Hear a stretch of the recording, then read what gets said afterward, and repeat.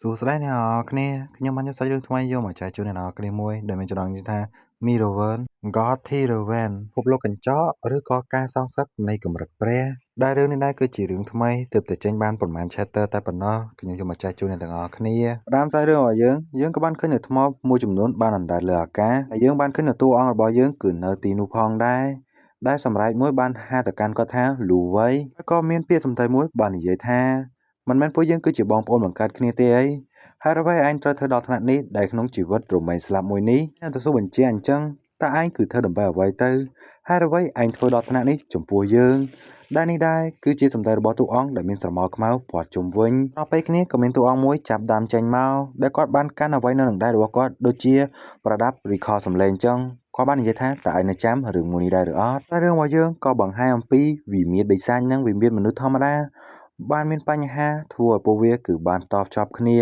បង្កើតជាគ្រោះមហន្តរាយនៃបិសាចចាប់ពីពេលនោះមកយើងក៏បានចូលទៅក្នុងវិមាត្របិសាចដើម្បីប្រយុទ្ធតតាំងជាមួយនឹងពួកបិសាចទាំងអស់នោះយូរទៅមនុស្សគ្រប់គ្នាក៏ហៅវិមាត្របិសាចនោះថាជាដែនអាថ៌កំបាំងនោះក៏បានផ្ដល់សមត្ថភាពទៅកាន់មនុស្សគ្រប់គ្នាធ្វើឲ្យពួកគេមានកម្លាំងធម៌ពលពិសេសសម្រាប់អ្នកដែលមានធម៌ពលពិសេសទាំងអស់នោះគេហៅថាមនុស្ស Awaken ហើយនេះក៏ជារបៀបដូចគ្នាដែលបង្កើតកងទ័ពអ្នកចម្បាំងដែលគ្រប់គ្រងមនុស្ស Awaken ដែលមានគោលដៅដើម្បីទៅវាយដណ្ដើមដែនដីអាថ៌កំបាំងធ្វើជាកម្មសិទ្ធិពួកយើងក៏ទទួលបានជ័យជំនះហើយលើកនេះពួកយើងថែមទាំងទៅប្រយុទ្ធនៅដែនអាថ៌កំបាំងកម្រិត SS Strength 3 ដងឯណោះតែវាក៏ជារឿងពិបាកផងដែរព្រោះថាគឺមានមនុស្សដូចជាពួកឯងអញ្ចឹងដែលពួកយើងមិនអាចគ្រប់គ្រងបានគឺដូចជាពួកអាជ្រុលនិយមដែលពួកវានេះគឺបានធ្វើឲ្យចក្រភពมันមានអស្ថិរភាពព្រមជាមួយនឹងផ្ទាំងរូបភាពដែលយើងបានឃើញការដុតសម្លាប់យ៉ាងឃោរឃៅជាទីបំផុតមួយនឹងបុរសម្នាក់ពោពេញទៅដោយស្នាមរបួសហើយក៏បានលើសម្ដីនោះនិយាយបន្តទៀតមនុស្សដែលនៅក្នុងកម្រិត S rank 3 ដងគឺខ្លាចជាសត្រូវពួកយើងហើយអំណាចដែលអស្ចារ្យបំផុតបានក្តាប់ដៃនៅក្នុងកណ្ដាប់ដៃរបស់ខ្សែរាជវង្សរបស់ពួកយើងហើយខ្សែរាជវង្សដើម្បីឲ្យអាណាចក្រមានស្ថិរភាពបែបនេះពួកគេក៏បានត្រាស់បង្គាប់សម្រាប់រង្គាលមកកាន់ពួកយើងគ្រួសាររបស់ខ្ញុំសមមិត្តរបស់ពួកខ្ញុំសមាជិកទាំងអស់ត្រូវបានសម្រាប់យ៉ាងខ្លោចសៅជាទីបំផុតដែលពួករាជវង្សទាំងអស់នោះវាពិតជាខុសខើពេកហើយវាបាននិយាយមកកាន់ពួកយើងថាដើម្បីស្ថិរភាពដើម្បីសន្តិភាពនៃអាណាចក្របែបនេះហើយពួកគេត្រូវតែសម្លាប់យើងក៏បានឃើញនៅការសម្លាប់រង្គាលនេះនៅសល់មនុស្សម្នាក់ចុងក្រោយពួកគេក៏បានបង្ហើយតែម្ដងដែលធម្មពលដែលគេបានបាញ់ទៅកាន់បុរសដែលនៅសល់ចុងក្រោយនោះពិតជាខ្លាំងក្លាមែនទែនដែលសឹងតែបំផ្លាញរូបកាយរបស់គេទាំងស្រុងទៅហើយរូបកាយនៅសេសសល់នោះក៏បានធ្លាក់ចូលទៅក្នុងទន្លេបាត់ទៅហើយយើងក៏បានឃើញនៅសេះមួយកំពុងតែនៅមាត់ទឹកដែលមនុស្សកំពុងតែជិះសេះនោះគឺបាននិយាយទៅកាន់សាកសពដែលបានធ្លាក់ចូលទន្លេនោះថាអាវុធដែលខ្ញុំបានកែច្នៃនេះពិតជាមានឥទ្ធិពលខ្លាំងមែនទែនផ្គប់ផ្សំជាមួយនឹងថ្នាំជាតិពុលមួយនោះប្រភេទទៀតផងទោះបីឯងមិនស្លាប់ក៏ដោយប៉ុន្តែជាតិពុលដែលយើងបានវាយប្រហារឯងតាមអាវុធមួយនោះគឺនឹងជ្រាបចូលតាមមុខរបួសរបស់ឯងស្លាប់ម្ដងបន្តិចម្ដងបន្តិចហើយសាច់រឿងរបស់យើងក៏បានកាន់មកកាន់តួអង្គដែលបានធ្លាក់ចូលទន្លេនោះយើងក៏បានបន្តនៅសម្ដីមនុស្សម្នាក់បាននិយាយបន្តក្នុងសាច់រឿងនេះម្នាក់ទើបតែឆ្លងកាត់នៅសមរភូមិកម្រិត S rank 3 ដងគ្មាននរណាសង្ឃឹមថាពួកគេនឹងអាចតទល់ជាមួយនឹងសង្គ្រាមដ៏អស្ចារ្យមួយនេះបាននោះទេយើងក៏បានឃើញនៅបុរសម្នាក់កំពុងតែជិះសេះដោយអំណាចតែម្ដងដែលគេបាននិយាយថាខ្ញុំនឹងបង្កើតកងទ័ពថ្មីផងដែរយើងក៏បានឃើញនៅបុរសដែលបានសាច់ចូលទន្លេនោះបានបើកភ្នែកម្ដងបន្តិចគាត់នៅតែដូចជាបានឮសំឡេងកងទ័ពទាំងអស់នោះបានស្រែកថានេះគឺជានិមិត្តសញ្ញានៃភាពគោរពរបស់ពួកយើងហើយយើងក៏បានឃើញនៅស្រមោលអតីតកាលរបស់តួអង្គរបស់យើងដែលគាត់បាននិយាយថាបងប្អូនរួមសម្បត្តិវាគ្រាន់តែជាមិត្តភាពคล้ายៗតែយើងក៏មិនដឹងថាមានអ្វីកើតឡើងនោះដែរដល់ពេលនោះដែរក៏មានប្រព័ន្ធ system មួយបានចេញមកដែលបានប្រាប់ថាជំនាញដែលអាចកំបាំងរបស់អ្នកនៅពេលនេះគឺបានបើកដំណើរការដែលនោះដែរគឺជា Mirrorverse ដែលជាស្នៀតនៃកញ្ចក់ពិភពលោកនៅពេលនេះដែរបានបើកដំណើរការដោយភាពជោគជ័យជាទីបំផុតបើកដំណើរការភ្លាមយើងក៏បានឃើញតួអង្គរបស់យើងកំពុងតែនៅលើផ្ទៃទឹក ឯប្រឡងរបស់គាត់ប្រៀបបានដូចជាបានធ្លាក់ចូលក្នុងបាតដ៏ជ្រៅ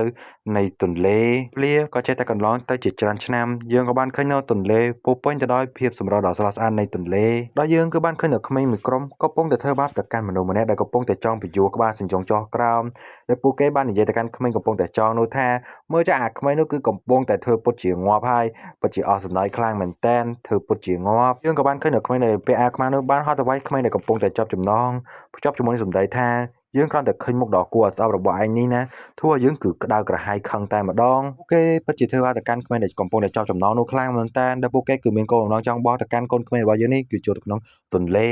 ហើយកូនក្មេងដែលជាប់ចំណងនេះគឺពិតជាសុំអង្វរទៅកាន់ពួកគេខ្លាំងមែនតើប៉ុន្តែវាអត់ប្រយោជន៍ទេចុងក្រោយនៅតែធ្លាក់ចូលទឹកអញ្ចឹងមកមើលក្មេងៗដែលបាននៅលើគោកនេះវិញគាត់តែឃើញបែបហ្នឹងគឺសប្បាយចិត្តខ្លាំងមែនតើហើយក៏មានគោលបំណងចង់ទម្លាក់ទៅកាន់អាក្អូនយើងនេះគឺចូលក្នុងទឹកឲ្យកាន់តែយូរចាំមើលថាអាក្អូនយើងនេះពូកែធ្វើពុតជាស្លាប់ប៉ុន្មានដងទៀតហើយពួកគេនេះគឺសប្បាយចិត្តខ្លាំងមែនតើដល់ពេលឃើញទឹកមកអាក្អូនយើងគឺភ័យស្លន់ស្លោនៅក្នុងទឹកអញ្ចឹងធ្វើពួកគេគឺសប្បាយចិត្តខ្លាំងមែនតើចាំពួកយើងនេះស្ដាប់ចម្រៀងពីបបតចប់សិនចាំលើអាក្អូននឹងលើកមកវិញជំរឿងាប់ឬក៏រស់បើមើលនៅអ្នកខាងក្រោមទឹកនេះវិញគឺឆ្លូតទឹកគឺសឹងតែស្លាប់បាត់ទៅហើយគឺសំខាន់នោះគឺមានឈាមចេញពីមាត់របស់គេទៀតផងអាក្អូនយើងនៅក្នុងទឹកអញ្ចឹងវាពិតជាឆ្ងល់ខ្លាំងមែនតើហេតុអ្វីទៅជាខ្ញុំ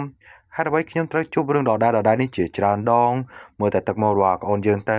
ពិតជាអាណត្តិធម៌ខ្លាំងមែនតើដែលត្រូវពួកក្មេងៗទាំងអស់នោះធ្វើបាបហើយយើងក៏កាន់មកកាន់ប្រលឹងមួយដែលជាប្រលឹងទាហានម្នាក់ដែលបានធ្លាក់ចូលទៅក្នុងទន្លេកាលពីដើមសាច់រឿងរបស់យើង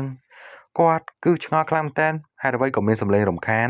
ដែលសម្លេងរំខានមួយដែរគឺជាសម្លេងដែលក្មេងបានគេទម្លាក់ចូលក្នុងទឹកនោះឯងមើលនៅខាងលើគោរបស់យើងវិញយើងក៏បានឃើញក្មេងពាក់បន្តាម្នាក់បានមកស្រែកទៅកាន់ពួកក្មេងៗដែលធ្វើបាបគេនោះហើយថាពួកអដែងគឺឈប់ភ្លាមទៅបើពួកឯងធ្វើបែបនេះបន្តទៀតនោះសូម្បីតែព្រះជាម្ចាស់ក៏មិនអាចជួយបានដែរក្មេងម្នាក់នោះនឹងស្លាប់មែនតើហើយក្មេងពាក់អាវខ្មៅរបស់យើងគឺមិនខ្វល់នោះទេគឺនិយាយឆាវតែម្ដងអញអត់ខ្វល់ទេចង់អានឹងងាប់ទៅគឺអញមិនខ្វល់ហើយក៏បាននិយាយបន្តទៀតថាអូតាអាមួយហ្នឹងគឺជាកវីមែនគឺជាអ្នកនិពន្ធនឹងឯង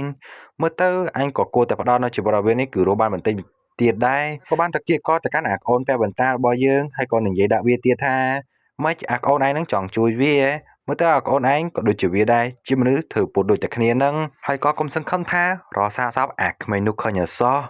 ហើយប្រសិនបើអាក្មេងនោះគឺងាប់មែនតើណាគ្រប់យ៉ាងគឺជាកំហុសរបស់ឯងដែលវានេះគឺទម្លាក់កំហុសទៅកាន់អាក្អូនពាក់បន្តារបស់យើងតែអាក្អូនពាក់បន្តារបស់យើងគឺប្រកែកហើយកំហុសគ្រប់យ៉ាងគឺមិនមែនជាវាទេគឺជាឯងទេជាអ្នកបង្កឡើងគ្រប់យ៉ាងប៉ុន្តែអាក្អូនរបស់យើងនេះគឺមានអារម្មណ៍ថាដូចជារៀងអាក្រក់ខ្លាំងមែនតើដែលនិយាយទៅកាន់អាក្អូនពាក់បន្តាវិញថាយ៉ាងម៉េចតើឯងមិនសុខចិត្តទេ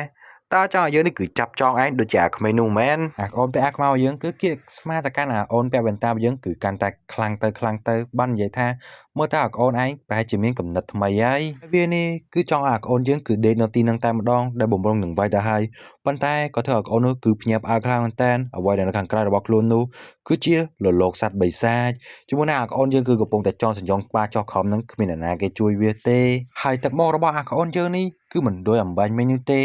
ឡូវគឺស្លន់ខ្លាំងមែនតើស្រែករម៉ែឪទៅហើយដែលវាបាននិយាយថានោះគឺជាដែនអាត់កំបាំងមិនក៏សុកលេចបាននៅទីនេះបានដោយរបៀបណាទៅពួកគេនេះគឺភ័យខ្លាចលំនេះរត់យកតែព្រះអាយុរៀងខ្លួនយើងក៏បានឃើញក្មេងពាក់បន្តានោះបានងាកទៅកាន់ក្មេងដែលកំពុងតែគេចង់ទម្លាក់ក្បាលចុះក្នុងទឹកនោះធ្វើគាត់នេះគឺមិនដាច់ចិត្តនោះទេមានតែបត់ត្រឡប់ទៅខាងក្រៅវិញដើម្បីទៅជួយក្មេងម្នាក់នោះមិនព្រមឲ្យក្មេងម្នាក់នោះគឺនៅតែឯងបែបហ្នឹងឡើយដោយការបដិញ្ញារបស់ក្មេងពាក់បន្តារបស់យើងគឺចង់ជួយក្មេងនោះឲ្យតទៅបាន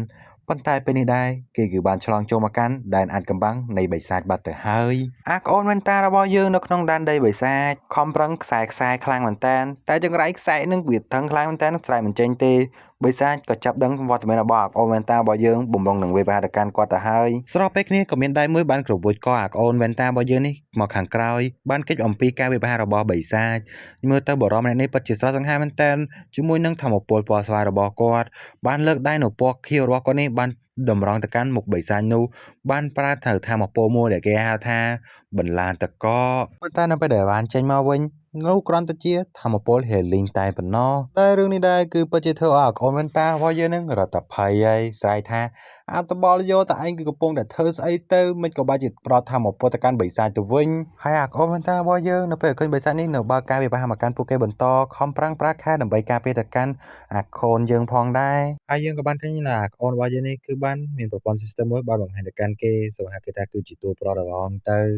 ដែលតួប្ររបស់យើងនេះគឺមានប្រព័ន្ធ system បានណែនាំនៅព័ត៌មានរបស់គេគឺមានឈ្មោះថាយងឆេក្នុងកម្រិតទី5ហើយយើងក៏បានឃើញថាតួប្ររបស់យើងនេះក៏ឆ្ងល់ផងដែរអាប៉ែនេះមានឈ្មោះថាយងឆេហើយខ្ញុំគឺកំពុងធ្វើអ្វីទៅមុននេះខ្ញុំកំពុងតែប្រាប់ធម្មពល healing មែនទេតែនេះមិនមែនជារូបកាយដើមរបស់ខ្ញុំទេដែលនេះគឺជាព្រលឹងដែលនៅបាតទន្លេមួយនោះហើយយើងក៏បានដឹងថាជាធម្មតានរណាម្នាក់ក៏ដោយឲ្យតែពាក់ព័ន្ធជាមួយនឹងដែនអានកំបាំងពួកគេនឹងទទួលនៅសមត្ថភាពពិសេសនឹងបានភ្ជាប់ជាមួយនឹងប្រព័ន្ធមួយប្រភេទដែលប្រព័ន្ធនោះនឹងផ្ដល់នូវកាត Awaken ទៅកាន់គេមិនដឹងថាកាត Awaken នោះគឺវាដូចជាការ random អញ្ចឹងហើយក៏ជាធម្មតាផងដែរមនុស្ស Awaken ទាំងអស់នោះគឺមិនអាចផ្លាស់ប្ដូរនៅកាត Awaken របស់ពួកគេបានទេហើយមនុស្ស Awaken ទាំងអស់នោះគឺត្រូវតែចូលទៅក្នុងដែនដីអាតកំបាំងដើម្បីឲ្យសមត្ថភាពរបស់ពួកគេនេះគឺកាន់តែកើនឡើងដើម្បីពង្រឹងនៅជំនាញដែលពួកគេកំពុងតែមានរីឯចំណែកខ្ញុំវិញនោះគឺទទួលបានខ្លាចជាអ្នកចម្បាំងកម្រិតខ្ពស់បំផុតបន្ទាប់ពីគិតរឿងទាំងអស់ហ្នឹងហើយទូប្ររបស់យើងក៏ចាប់ផ្ដើមគិតថាប្រហែលជារឿងគ្រប់យ៉ាងនេះមកពីគាត់នេះគឺបានដំណើរការនៅស្នាមយ៉ាងរបស់គាត់នោះគឺជាកញ្ចក់ពិភពលោកហើយជំនាញកញ្ចក់ពិភពលោកនេះវិញពិតជាអស្ចារ្យខ្លាំងមែនទែនដែលធម្មពលចំណាត់ថ្នាក់របស់វានោះគឺជាកម្រិត S ស្រេង3ដងហើយខ្ញុំត្រូវបានឃុំឃាំងនៅក្នុងកញ្ចក់នៅក្នុងទន្លេដ៏សែនជ្រៅប៉ុន្តែក៏ត្រូវបានដាស់ឲ្យផ្ញើដោយសំឡេងក្មេងម្នាក់ដែលកំពុងតែលង់ទឹកបែបនេះក៏ធ្វើឲ្យគេគឺរស់ឡើងវិញជាមួយនឹងរូបកាយថ្មីនៅក្នុងខ្លួនរបស់អាកូនយងឆេតួប្ររបស់យើងគឺថាស្នៀតកញ្ចក់ពិភពលោកនេះគ្មានអ្វីដែលគួរអស្ចារ្យហើយគួររំភើបអីសោះប៉ុន្តែខ្លួនក៏អរគុណទៅកាន់វាផងដែរព្រោះវាបានធ្វើឲ្យខ្លួនបានកើតសារជាថ្មីដើម្បីតែសងសឹកត្រឡប់នាំពេលខាងក្រៅរបស់យើងវិញដែលកូនវ៉ែនតារបស់យើងគឺខំប្រឹងស្រែកទៅកាន់ទូប្រយងឆេ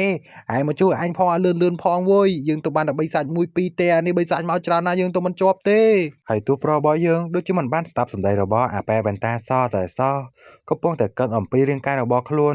អាកូនយងឆេម្នាក់នេះពិតជារាងកាយពិតជាទន់ខ្សោយពេកហើយទូប្ររបស់យើងគឺបានគិតថាតាមសមត្ថភាពដ៏ទន់ខ្សោយមួយនេះគឺសូម្បីតែបិសាចដ៏កាកមួយក៏មិនអាចទប់ទល់បានផងដែរនឹកឃើញដល់ជំនាញរបស់ខ្លួនក៏ឆែកមើលទៅពេលឆែកមើលហើយរត់តែហួចចិត្តទៀតគ្មានជំនាញណាដែលធ្វើឲ្យទូប្រនេះគួរចាប់អារម្មណ៍សោះសុទ្ធតែជាជំនាញឥតប្រយោជន៍ទាំងអស់ហើយយើងក៏បានដឹងផងដែរថាស្នេហ៍អ្វីខែនេះគឺមានច្រើនខ្លាំងមែនតើតែក៏មានស្នៀតមួយគឺជាស្នៀតកវីនឹងឯងដែលជាម្ចាស់រូបដើមនោះគឺជាអាប៉ែយុនឆេរបស់យើងនេះគឺវាមានស្នៀតមួយនេះអញ្ចឹងហើយនៅពេលដែលមានស្នៀតដ៏កាមួយនេះអញ្ចឹងហើយត្រូវគេប៊ូលីមើងងាយដូចជាដើមសាច់រឿងដែលយើងបានឃើញហើយយើងក៏បានឃើញបរិស័ទនេះគឺបានបន្តបើកការវាប្រាទៅកាន់ទូប្ររបស់យើងប៉ុន្តែគឺមិនមានបញ្ហាសម្រាប់ការកិច្ចនោះទេនោះគ្រាន់តែជាបទពិសោធន៍បន្តិចបន្តួចដែលខ្លួនគឺមានការពីអតីតជាតិតែប៉ុណ្ណោះហើយទូប្រយើងនេះគឺខំប្រឹងកាត់ត្រេរ៉េដើម្បីរកវិធីសាស្ត្រដើម្បីកិច្ចចេញអំពីដែនអានកំបាំងមួយនេះប៉ុន្តែយើងក៏បានឃើញពន្លឺមាសនៅក្បែរដៃរបស់គាត់ក៏បានភ្លឺឡើងហើយវាបានលេចឡើងនៅ system មួយដែលនោះគឺជាស្នៀតកញ្ចក់ពិភពលោកដែលបានផ្ដល់នៅស្នៀតមួយទៅកាន់ទូប្រដែលជាកម្រិតទី1ការបើកដំណើរការក៏បានជោគជ័យទូប្រឃើញបែបហ្នឹងហើយក៏ធ្វើទូប្ររៀងអត់សង្ឃឹមតិចតែខ្លួនគឺត្រូវពឹងផ្អែកទៅលើសមត្ថភាពដ៏លាក់កំបាំងមួយនេះមកមើលទៅកាន់ទូប្រយើងវិញគេអំពីការវិវាទបិសាចបណ្ដាមើលប្រព័ន្ធ system បណ្ដាហើយក៏ឆ្ងល់ខ្លាំងមែនតើអាចស្នៀត system ផ្ដល់ឲ្យនឹងគេប្រើអាម៉េចទៅមិនដឹងរបៀបប្រើផងហ្នឹងឃើញអា system ហ្នឹងតំណងពេកចុចប៉ក់តែម្ដងទៅចុចភ្លាមណាប្រព័ន្ធ system ហ្នឹងគឺប្រាប់ទូប្រឡើងមាត់ឆ្លងអំពីបិសាចហ្នឹងតែម្ដងដែលបិសាចដែលទូប្រកំពុងតតូននោះគឺជាបិសាច Goblin កម្រិត B ហើយប្រព័ន្ធ system ក៏បានប្រាប់ទៅកាន់ទូប្រថាការបំពេញលក្ខខណ្ឌគឺបរាជ័យហើយក៏ធ្វើឲ្យទូប្រក៏ឆ្ងល់ទៀតតើស្អីគេបំពេញលក្ខខណ្ឌស្អីទៀតហើយសុកក៏បរាជ័យអញ្ចឹងរត់ទៅធ្វើឲ្យទូប្រនេះរត់ទៅឆ្ងល់ទៀតហើយជាមួយនឹងស្នៀតដែល system នេះផ្ដល់ឲ្យឡើងចង់តែវល់ខួរទៅហើយនឹងតែនៅពេលនេះដែរទូប្រនៅពេលដែលបានឃើញចំណាំងផ្លាតបិសាចនៅក្នុងទឹកធ្វើឲ្យទូប្រចាប់ផ្ដើមយល់អំពីស្នៀតដែល system គឺបានផ្ដល់ឲ្យតើគឺត្រូវការចំណាំងផ្លាតដូចជាកញ្ចក់មែនទេហើយបិសាចរបស់យើងគឺបានលើកដាវដ៏ធំដូចជាសៀវយានហត់ទៅចាស់ទៅកាន់ទូប្ររបស់យើងហើយក៏ខំប្រឹងប្រើស្នៀតកញ្ចក់ផងដែរប៉ុន្តែ system នៅតែបដិសេធអញ្ចឹងថាទូប្រមិនអាចបំពេញនៅភារកិច្ច ប្រើប្រាស់នៅស្នៀតកញ្ចក់នេះបានទេអញ្ចឹងហើយរដ្ឋធិទូប្រុសនេះគឺរត់តែស្ងល់ទៀតហើយគឺបានត្រឹមតែកិច្ចស្នៀតរបស់បិសាចដែលបានវាប្រហារមកកាន់ខ្លួនទេហើយក៏សាប់ឡាំកិនម្ដងទៀតថាប្រហែលជាកម្រិតរបស់ខ្លួនហ្នឹងគឺមិនគ្រប់គ្រាន់មែនទើបមិនអាចប្រើស្នៀតមួយនឹងបានហើយទូប្រុសរបស់យើងក៏បានគិតម្ដងទៀតផងដែរស្នៀតកញ្ចក់នេះគឺត្រូវការអ្វីដែលត្រូវការឆ្លុះបញ្ចាំងដើម្បីតបតនៅការវាប្រហារប៉ុន្តែមើលទៅដូចជាសមត្ថភាពរបស់ខ្ញុំនៅពេលនេះដូចជាទន់ខ្សោយពេកដែរដែលមិនអាចប្រើនៅស្នៀតនេះបានអញ្ចឹងហើយមើលទៅខ្ញុំមានតែបដូរគោលដៅបើការវាប្រហារតែប៉ុណ្ណោះហើយទូប្រុសរបស់យើងនេះគឺខំប្រឹងប្រើស្នៀតកញ្ចក់នឹងដដែលទៅកាន់បិសាចនឹងប៉ុន្តែនៅតែបរាជ័យអញ្ចឹងបាទប្អូនប៉ែបន្តារបស់យើងរត់ទៅភ័យស្លន់ស្លោចង់លេចអាចទៀតទៅហើយខំប្រឹងតែទូប្រុសឲ្យលឿនទៅឲ្យភ័យចង់ងាប់ទៅហើយរបស់ប្អូនយើងគឺខំប្រឹងបើការពេលហ្នឹងគឺមិនអាចតជាមួយនឹងបិសាចបានទេកាប់មួយបែកតែម្ដងប៉ុន្តែមិនបាច់បារម្ភយូរនោះទេយើងក៏បានឃើញនៅពន្លឺពណ៌ស្វាយបានចុះមកខាងក្រោមដីតែពន្លឺនោះដូចជាច្រចេញចូលនៃឋានបិសាចអញ្ចឹងដែលបានឲ្យបិសាចមួយបានចេញមកវាគ្រាន់តែជាបិសាចថ្នាក់ទាបទេប៉ុន្តែក៏មើលកម្រិតរបស់គ្នាអីរហូតដល់កម្រិតទី10ឯណោះហើយបើថាមពលរបស់គ្នាវិញគឺមិនណយដូចគ្នានឹងចំណែកឯថាមពលផ្សេងនៅក្នុងប្រព័ន្ធដែលគេបានដោយនេះខ្ញុំមិនសូវមិនអាននោះទេដោយសារតែវានេះគឺអត់ប្រយោជន៍អានទៅតិចទៀតនឹងគង់តែងាប់ដែរនឹងហើយមកមើលអាកុំមែនតើរបស់យើងវិញរត់តែភ័យអីដឹងតែខ្លួនឯងគឺដឹងតែចាំមិនខានឡើយចេញមកសតើជាបិសាចកម្រិតទី10អាណាវាយឈ្នះលោកតែគ្រាន់តែចង់ប្រាប់តែអាកូនយើងថាមិនបាច់ស្លន់ច្រើនពេកទេព្រោះថាពន្លឺនេះមិនមែនមកមួយឯណាគឺមកឡើងច្រើនជាងនឹងទៅទៀតមើលតែពន្លឺនឹងទៅមិនដឹងថាប៉ុន្មាននោះទេគ្រាន់តែអាកូនមែនតើរបស់យើងគ្រាន់តែឃើញពន្លឺបិសាចមកច្រើនបែបនេះណាគឺស្លន់តែម្ដងមិនដឹងថានោមណាអាចអាណានោះទេហើយអ្វីដែលនៅចំពោះមុខអាកូនមែនតើដែលធ្វើវាភ័យកាន់តែខ្លាំងហ្នឹងដោយសារតែមានបិសាចរាប់ពាន់ក្បាលនៅចំពោះមុខវាមិនថាអាតូចអាធំអាទាបអាខ្ពស់អាកម្រិតតូចអាកម្រិតធំអីគឺមកទាំងអស់តែម្ដងបិសាចលើកនេះគឺពិតជាច្រើនមែនតើចំពោះមុខរបស់តួប្រុសហើយទូប្រុសយើងពិតជាព្យាមិនបោះបង់មែនខំប្រឹងប្រើស្នៀតកញ្ចក់ពិភពលោកយើងប្រើឡើងចង់បាក់ដៃទៅហើយប៉ុន្តែគឺនៅតែមានភាពបរាជ័យដដែលមិនអាចប្រើប្រាស់បានអ្វីកាន់តែសយនោះហ្នឹងណាបិសាចកំពុងតែមកច្រើនសន្ធឹកសន្ធាប់ហ្នឹងណាទូប្រុសចង់ប្រើស្នៀតហ្នឹងទៅលើដុំថ្មលោកបានដំណើរការតែចង្រៃទៀតហ្នឹងណាសូម្បីតែប្រើប្រាស់លើដុំថ្មហ្នឹងស្នៀតហ្នឹងវាមិនដំណើរការទៀតក៏មិននឹកស្មានថាខ្លួនឯងនេះគឺមានកម្រិតទាបដល់ថ្នាក់ហ្នឹងទេសូម្បីតែប្រើស្នៀតកញ្ចក់ពិភពលោកក៏ប្រើមិនបានហើយយើងក៏បានឃើញអាក្អមតែយើងនេះគឺខំប្រឹងបែកខែដើម្បីការពារហើយទូប្រុសយើងស្រាប់តែនឹកឃើញហ្មងចុះបើឥឡូវដាក់លើសត្រូវអត់ប្រយោជន៍ចុះបើដាក់លើខែអាក្អមតែយើងវិញតើវាអាម៉េចវិញទ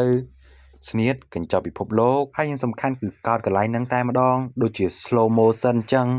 ដែលទូប្រុសយើងនេះគិតលឿនតែនតែអាការវាប្រហារខាងក្រៅដូចយឺតដល់ហើយទូប្រុសនៅតែបរាជ័យអញ្ចឹងនៅពេលដែលប្រើធម្មពលនេះទៅលើខែអាក្អមមែនតារបស់យើងហើយលើកនេះដែរទូប្រុសក៏មានអារម្មណ៍ថាចាចុះប្រសិនបើយើងប្រើធម្មពលកញ្ចក់ពិភពលោកហ្នឹងទៅកាន់អ្នកដតីឬក៏ជំនួយការរបស់យើងមិ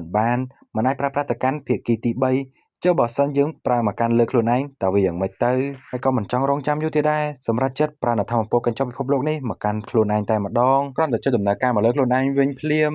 គឺប្រព័ន្ធនៃកញ្ចក់ពិភពលោកគឺបានដំណើរការដោយសុវត្ថិភាពតែម្ដងហើយគ្រាន់តែស្នៀតកញ្ចក់ពិភពលោករបស់ទូប្រុសដំណើរការភ្លាមមានបន្លាពណ៌ស្វាយជាច្រើនបានផ្សាយភាយផ្ទុះពេញនៅកន្លែងនោះតែម្ដងដែលធ្វើឲ្យបិសាចមួយចំនួនធំគឺបានស្លាប់ហើយក៏បានលោតនៅ XP ទៅកាន់ទូប្រុសរបស់យើងដូចជា XP អញ្ចឹងដែលធ្វើឲ្យទូប្រុសនេះគឺបានទទួលនៅបទពិសោធន៍សម្រាប់សត្វបិសាចជាមួយនឹងធម្មពលនៃបន្លាភាពងងឹតវិញក៏បានកើនឡើងនៅធម្មពលផងដែរមកខាងនេះវិញយើងក៏បានឃើញនៅបិសាចមួយកំពុងតែបើកវាប្រហារទៅកាន់អាក្អូនមែនតារបស់យើងប៉ុន្តែក៏បានឃើញកំដប់ដៃពណ៌ក្រហមមួយដាក់ទៅចំមុខបិសាចនោះបាត់ទៅហើយនោះគឺជាស្នាដៃបិសាចគ្នាវាដែលមានរូបរាងពណ៌ក្រហមហើយក៏ធ្វើអាក្អូនមែនតារបស់យើងក៏ឆ្ងល់នៅរឿងនេះផងដែរហើយធ្វើឲ្យទូប្រុសគឺបានយល់ហើយនេះមែនទេគឺជាឥទ្ធិពលនៃស្នៀតកញ្ចក់ពិភពលោកហើយស្នៀតនេះផងដែរទូប្រុសក៏ចាប់ផ្ដើមយល់បណ្ដាយស្នៀតបញ្ច្រាស់នៃធម្មពលបើដូចជាការបង្កើននៃការភ័ន្តច្រឡំទៅកាន់បិសាចសំខាន់ពេលនេះដែរទូប្រុសក៏មានស្នៀតដល់កំពូលហើយនោះគឺជាស្នៀតបន្លាភាពងងឹតនឹងឯងដែលវាអាចចែកបញ្ចូលទៅក្នុងរាងកាយរបស់បិសាចដែលមកហ្នឹងខ្ញុំគឺច្រឡំថាពេលដែលចាប់បញ្ចូលទៅធ្វើឲ្យបិសាចហ្នឹងគឺស្លាប់តែតាមពិតទៅវាធ្វើឲ្យបិសាចទាំងអស់នោះនឹងខ្លាចជាបរិវារទៅកាន់ទូប្រុសប៉ុន្តែមិនដឹងថាជារឿងរហូតឬអត់ទេនៅពេលនេះដែរស្នៀតបណ្ដានៃភាពងងឹតគឺដែលបានធ្វើទៅកាន់បិសាចទាំងអស់នោះឲ្យពួកវានេះគឺបែកឆ្វេងខ្លាចជាពួកបិសាចឈួតអស់លេងដែលសម្រាប់បិសាចគ្នាឯងខំស៊ីដូចជា zombie អញ្ចឹងហើយទឹកមុខរបស់ទូប្រុសយើងក៏បានផ្លាស់ប្ដូរមិននឹកស្មានថាស្នៀតដ៏អត់ប្រយោជន៍ដែលខ្លួនបានកាត់មួយនេះបែរជាមានធម៌ពលដ៏អស្ចារ្យទាំងគួរមិនឲ្យជឿហើយក៏ឆ្ងល់ផងដែរប្រសិនបើជំនាញដែលនៅសល់របស់ខ្ញុំនោះ ត្រូវបានដាក់បញ្ចូលជាមួយនឹងកញ្ចក់នៃពិភពលោកតើវានឹងមានអ្វីកើតឡើងទៅ